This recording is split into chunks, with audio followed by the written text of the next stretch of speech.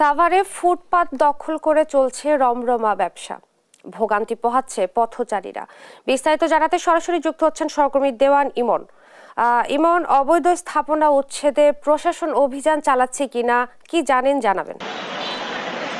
ইসরাত, আমি রয়েছে এই মুহূর্তে সাভার বাজার বাস স্ট্যান্ডে। আপনি আমার পেছনে যে চিত্রটি দেখতে পাচ্ছেন, যে এখানে এই যে সাভার বাজার বাস স্ট্যান্ডের যে ঢাকা-আরিচা মহাসড়ক রয়েছে, সেই ঢাকা-আরিচা মহাসড়কের যে লোকাল লেন, সেই লোকাল লেনের বেশিরভাগ জায়গায় কিন্তু দখল করে এরকম শত শত দোকান কিন্তু অবৈধভাবে গড়ে তুলেছে একটি রাজনৈতিক মহল কিন্তু এটি গড়ে তুলেছেন। এবং এই যে দোকানগুলো আপনি দেখতে পাচ্ছেন, সেই দোকানগুলো থেকে কিন্তু প্রতিদিন দোকান ভেদে আকার ভেদে কিন্তু প্রতিদিন এই সমস্ত দোকান থেকে চাঁদা তোলানো হচ্ছে। 1 থেকে 100 টাকা করে কিন্তু দিনে এই সমস্ত দোকান থেকে চাঁদা তোলা হচ্ছে। এই যে চিত্রটি দেখছেন, এটি সাভার এবং সাভারের হেমায়েতপুর, নবীনগর এবং আশুলিয়ার কিন্তু এই ধরনের দোকানপাট বসে আছে। এই দোকানপাটের কারণে একদিকে যেমন সাধারণ মানুষ যারা রয়েছে তারা দুর্ভোগের শিকার হচ্ছে, অন্যদিকে কিন্তু যানজট কিন্তু প্রতিনিয়তই এই সড়ক দিয়ে যারা চলাচল করছে তারা কিন্তু যানজটের ভোগান্তিতে পড়ছে।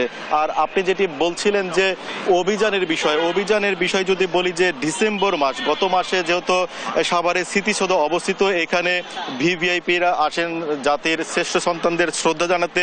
শুধুমাত্র সেই বিশেষ দিবস উপলক্ষেই এই ফুটপাতগুলো উচ্ছেদ করা হয় এবং যখন এই ফুটপাতগুলো উচ্ছেদ অভিযান চালানো হয়, তখন আমরা যারা ওই অভিযান পরিচালনা করে তাদেরকে সেই সময় আমরা প্রশ্ন করেছিলাম যে এই অভিযান আগামীতে অব্যাহত থাকবে কিনা। তখন কিন্তু তারা আমাদেরকে যেটি জানিয়েছিলেন যে ভবিষ্যতেও যদি এই ধরনের ফুটপাত গড়ে ওঠে, সেটি কিন্তু তারা কার্যকরী পদক্ষেপ নেবেন, উঠিয়ে দিবেন এবং এদের বিরুদ্ধে জেল জরিমানা নেবেন। তবে আমরা কিন্তু সেটি আর পরবর্তীতে দেখছি না, যার কারণে কিন্তু এই ধরনের ফুটপাত গড়ে ওঠার ফলে প্রতিনিয়তই দুর্ভোগের শিকার হচ্ছেন সাধারণ মানুষ, আর লাভবান হচ্ছেন নির্দিষ্ট একটি মহল।